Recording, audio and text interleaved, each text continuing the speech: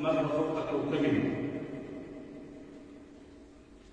بكل الرنين الذي في فضة الأشياء والإبداع الذي في أشكالها والسكر الذي في دقائق اللحظة المنسابة مثل نهر جاري.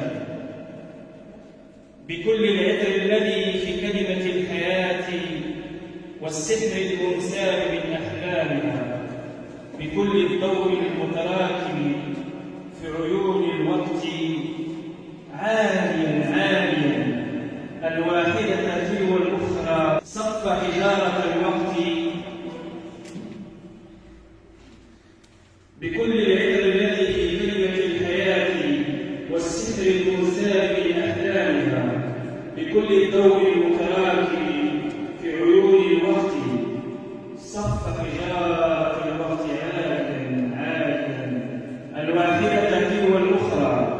ثم وقف مثل جبل متعب عند نهاية الشارع يوزع ضحكاته الثمينة على العابرين إلى جهاتهم المجهولة، ويحلم بحفنة رمل تغطي ألمه المشتعل في أعمق شهوة لوحت بها امرأة فاترة الألوان بنظرة كلها علامات وأرقام.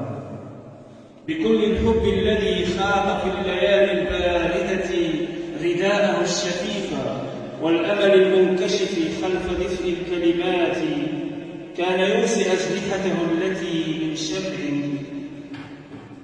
أن تصمد قليلا ريثما يجهز مسامير ألمه ويفقأ عين صبره بنظرة أخيرة في وجه قدره.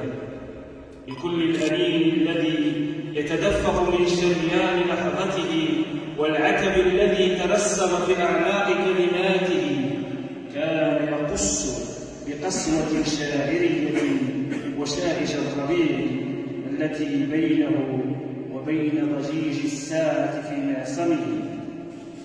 85 حجرا صفهم عاليا في غفلة من الوقت يسقيهم من دم قلبه، لكنه نسي أن يجعل لعمارة القلب شرفة يطل منها على احتمالات الحياة ويلقي من عليائها جثث أحلامه الفاسدة.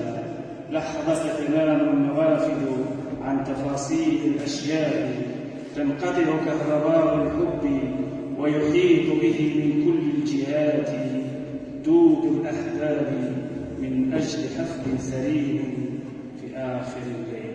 وشكرا.